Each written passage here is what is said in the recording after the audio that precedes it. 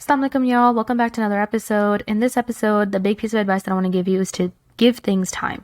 And I know when I said this, you probably had something that came into your mind that you know that you need to give some time towards. And I feel like it's really important to be reminded of this often for quite a few reasons.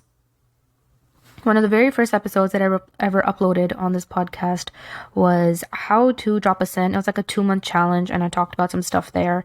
And one of the big things that I believe a lot in, and I think mentioned in that episode, is that when we make a mistake, or we live our life the way that we want to, or we make a decision, we cling on to it. We cling on to it very, very hard, and we do not let it go at all. And we will pursue it and pursue it and pursue it and be very, very consistent with it, even if we see that this thing is not for us.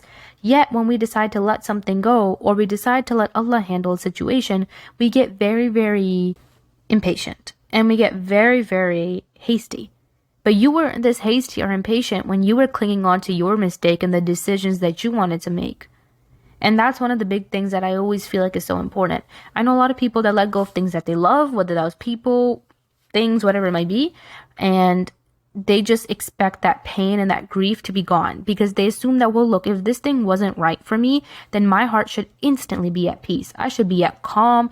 I should be like just full at peace. And I also know people that weren't at peace after letting go of something that was seemingly wrong for them for years. They weren't at peace.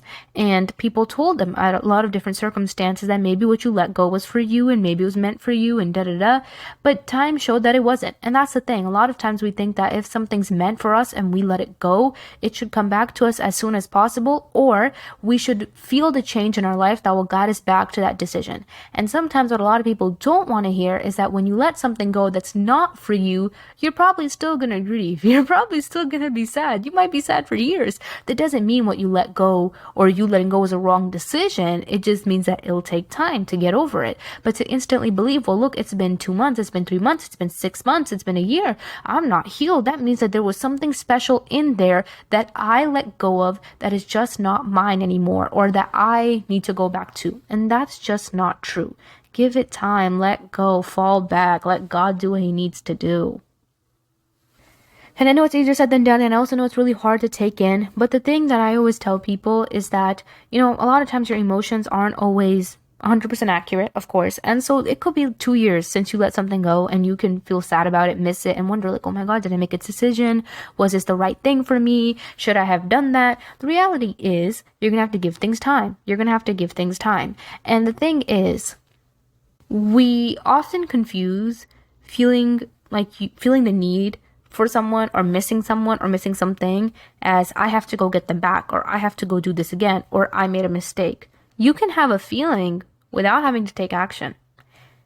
Action and feelings are important. They do go together in different circumstances. But in some cases, you can have a feeling and having no action is better, because you know that what you left isn't for you. And so when you come to this point, things get a lot easier. You need to let your feelings be like any other feelings that you have. These feelings of I'm sad and I'm hurt and I'm, I just missed this and I'm so depressed. Let these be feelings like any other feelings. Let them flow. Let them come. Let them go. When you obsess over a feeling, and I always say this, when you psychoanalyze over an emotion or a feeling, you cling on to it and you give it so much attention and so much thought, and you do too much. Sometimes you just got to do very little and let it flow and let God handle it. Maybe your test right now isn't a test of action, it's a test of tawakkul, and maybe right now tawakkul, like for you, looks like laying back and letting God handle it because you did everything that you could. Anyway, hope y'all like this episode. Take care of yourself. Assalamu alaikum.